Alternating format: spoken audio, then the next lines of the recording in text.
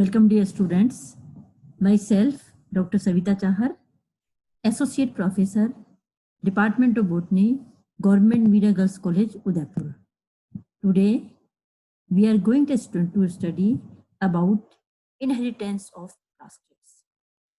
In my previous video class, we have studied about cytoplasmic inheritance and general account.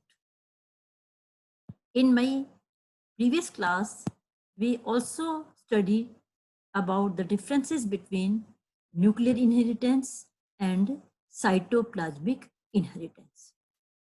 Dear students, अभी तक जो हमने पढ़ा उसके अनुसार अगर न्यूक्लियस में पाए जाने वाले जीन्स के द्वारा एक पीढ़ी से दूसरी पीढ़ी में कैरेक्टर्स जाते हैं तो उसे अपन न्यूक्लियर इनहेरिटेंस या मेंडेलियन इनहेरिटेंस कहते हैं, जबकि साइटोप्लाज्मिक जो ऑर्गेनेलीज हैं, सेल ऑर्गेनेलीज हैं, जैसे माइटोकॉन्ड्रिया है, क्लोरोप्लास्ट हैं, जिसके अंदर कुछ मात्रा में डीएनए पाया जाता है, और अगर इस डीएनए या जीन्स के द्वारा एक पीढ़ी से दूसरी पीढ़ी में कैरेक्टर्स जाते हैं तो उसे साइटोप्लाज्मिक इनहेरिटेंस कहते हैं।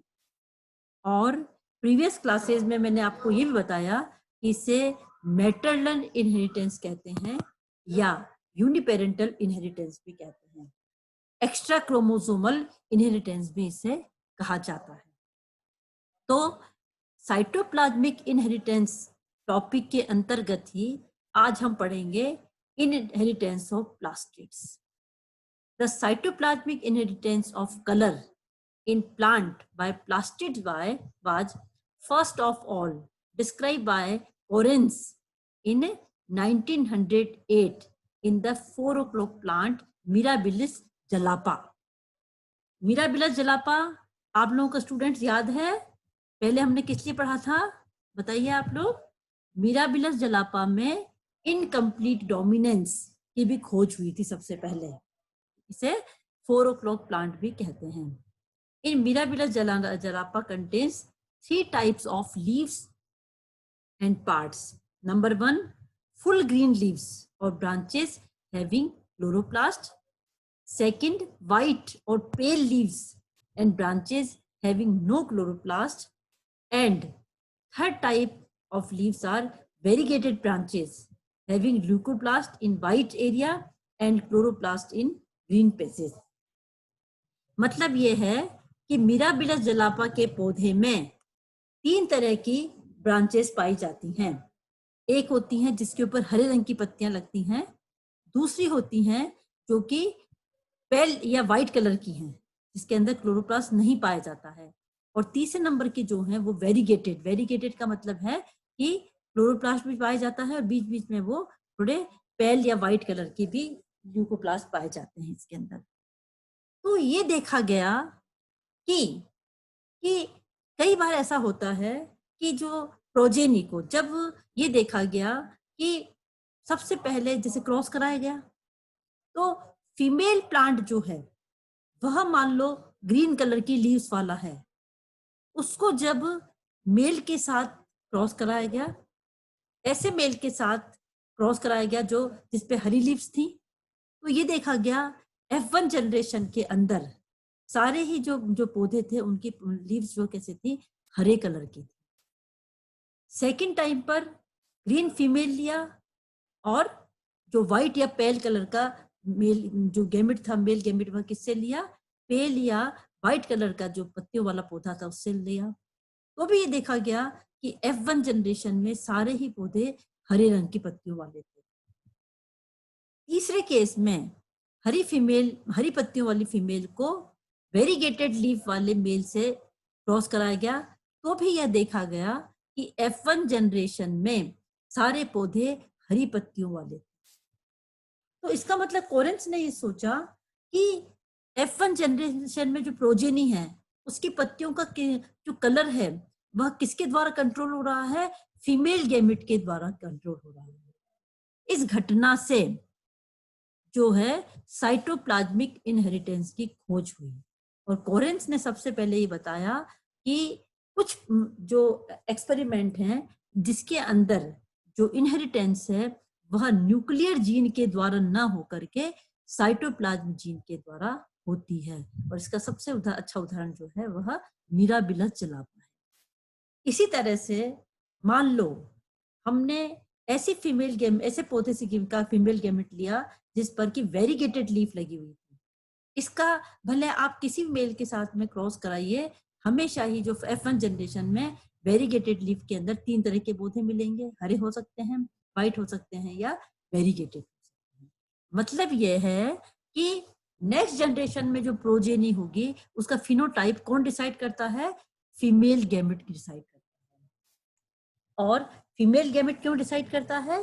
क्योंकि कल हमने प्रीवियस क्लासेस में देखा फीमेल गैमेट के अंदर साइटोप्लाज्म की मात्रा ज्यादा होती है मेल गैमेट की तुलना में। और क्योंकि प्लास्टिड कहाँ पाए जाते हैं? साइटोप्लाज्म के अंदर पाए जाते हैं। तो अगर मान लो कोई भी कैरेक्टर जो क्लोरोप्लास्ट या प्लास्टिड के अंदर पाए जाने वाले जीन्स के द्वारा कंट्रोल हो रहा है तो वह फीमेल गैमेट के अंदर ज्यादा पाया जाएगा। इस कारण क्या होता है कि जो मिराबिलस जलापा के अंदर प्लास्टिड के जो इनहेरिटेंस है वह फीमेल गैमेट के द्वारा कंट्रोल होता है। Explanation: genes concerned for these located in the chloroplasts within the cytoplasm and not in the nucleus and are therefore transmitted only through female plant, means it is the maternal inheritance। इसका मतलब क्या है कि वो jeans जो कि पत्तियों के कलर के लिए रेस्पॉन्सिबल थे कि वो हरी होंगी, पेल कलर का होगा, वेरीगेटेड होगी, वे जीन्स कहाँ पाए जाते हैं? प्लास्टिड के अंदर पाए जाते हैं, जब न्यूक्लियस के अंदर नहीं पाए जाते हैं। Chloroplast have no regular means of distribution, equal distribution in daughter cells में नॉट अकर, सम ब्रांचेस में appear mosaic while other green और व्हाइट। ये देखिए आप इसमें, यहाँ पे हमने और अच्छी तरह समझाया, इस वाली स्लाइड को देखिए आप लोग। यहाँ पर भी इसी को वापस पुनः समझाया गया है। एग सेल ऑफ फीमेल, पहले वाले में जो है हमने एग जो सेल फीमेल गैमेट लिया है वो कैसा है? ये देखिए, ये पेल या व्हाइट कलर का है।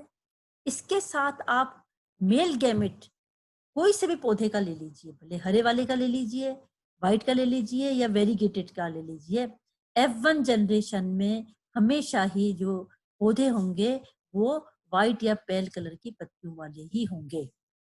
सेकंड एग्जांपल में आप देखिए, अगर मिराबिलस जलापा के वो पौधा हमने फीमेल गैमेट लिया जिसमें हरी पत्तियां थी। अब आप यहाँ पर मेल कोई से भी पौधे वाला हो, चाहे वो हरे वाला हो, पेल वाला हो या वेरीगेटेड हो, हमेशा ही देखिए जो फिनोटिपिक कैरेक्टर जो है कंट्रोल होगा वो किसके द्वारा होगा? फीमेल गैमेट के द्वारा होगा। तो सेकंड एग्जांपल में सारे ही पौधे कैसे हैं? हरी पत्तियों वाले हैं।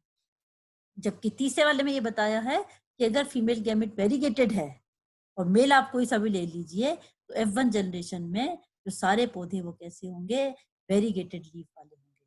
तो F2 जनरेशन में आकर के 3 तरह के हो सकते हैं, ग्रीन हो सकते हैं, पेल हो सकते हैं, व्हाइट हो सकते हैं या वेरीगेटेड हो सकते हैं। ठीक है, तो ये आपको अच्छी तरह समझ में आ गया। मिराबिलस जलापा के अंदर जो पत्तियों का रंग है वह किसके द्वारा कंट्रोल होगा? वो जीन्स जो कि प्लास्टिड के अंदर पाए जाते हैं। इसी प्रकार से प्लास्टिड इनहेरिटेंस का एक बहुत अच्छा उदाहरण मेज या कॉर्न जो है उसके अंदर भी पाया जाता है। मेज के अंदर जो पौधे होते हैं उन पे 3 तरह की पत्तियां पाई जाती हैं। 2 तरह की पत्तियां पाई जाएंगी, या तो हरे रंग की होंगी या एक पत्तियों का ऐसा डिजाइन होता है जिसपे सफेद और हरे रंग की धारियां होती हैं, जिसे कि अपन आयोजेप पैटर्न कहते हैं। तो देखिए, जो इसके लिए जो 7 नंबर पे जो क्रोमोसोम है उस पर जो जीन पाया जाता है वो रेस्पॉन्सिबल है, और इसके लिए जो डोमिनेंट एलील है आई जो है उसके लिए आईजे जो है उसका डोमिनेंट एलील है। जब भी ये उपस्थित होगा तो पत्तियों का कलर कैसा होगा? ग्रीन होगा। और रिसेसिव फॉर्म में जब भी होगा तो पत्तियों का कैसे होंगे? स्ट्राइप्ड होंगे, उन पे धारियां होंगी, आयोजेप जिसे कहते हैं अपन। तो इसमें भी यही देखा गया कि F1 जनरेशन के पौधों का जो फिनोटाइप है वो किस पे डिपेंड करता है? वह इस पे डिपेंड करता है कि फीमेल गैमेट जो है वह कौन से पौधे से लिया गया है। अगर फीमेल गैमेट ग्रीन पत्तियों वाले पौधों से लिया गया है तो F1 जनरेशन में सारे पौधे ही ग्रीन पत्तियों वाले होंगे। और इसी तरह से अगर फीमेल गैमेट आयोजेब पैटर्न वाले से लिया है और उसका ग्रीन मेल के साथ अगर अपन क्रॉस कराते हैं, भले ही जो आईजे है, कैपिटल आईजे है, वह डोमिनेंट है, तो भी F1 जनरेशन में सारे ही पौधे जो हैं वह आयोजेब पैटर्न के होंगे, जो कि आगे F2 जनरेशन में जाकर के ग्रीन, व्हाइट और स्ट्राइप के अंदर बट सकते हैं। तो इस तरह से ये हम देखते हैं कि मिराबिलस जलापा और मेज के अंदर जो F1 जनरेशन है उसमें जो फिनोटिपिक कैरेक्टर है वह न्यूक्लियर जीन के द्वारा कंट्रोल होने की बजाय प्लास्टिड के अंदर पाए जाने वाले जो जीन्स है उनके द्वारा कंट्रोल होता है। और पूर्णतः इस पर निर्भर करता है कि फीमेल गैमेट जो है वह कौन से प्लांट से लिया गया है, क्योंकि देखिए मेल और फीमेल गैमेट में न्यूक्लियर जीन तो समान होंगे, ठीक है, इसमें जो डोमिनेंट है वो ऊपर आ वो अपने आप को रिप्रेजेंट करेगा, लेकिन ऐसे जीन जो कि प्लास्टिड के अंदर पाए जाते हैं, और प्लास्टिड जो है वो कहाँ पाया जाएगा? साइटोप्लाज्म के अंदर। जितना ज्यादा साइटोप्लाज्म होगा उतने ज्यादा उसके अंदर प्लास्टिड होंगे। तो प्लास्टिड के अंदर जो जीन है वो क्या है, उस कैरेक्टर को उतना ही ज्यादा कंट्रोल करेंगे। यहाँ तक आपको अच्छे से समझ में आ गया? these two plant, Mirabilis jalapa and maize, iojeb character in maize, are the good example of plastid inheritance in maize.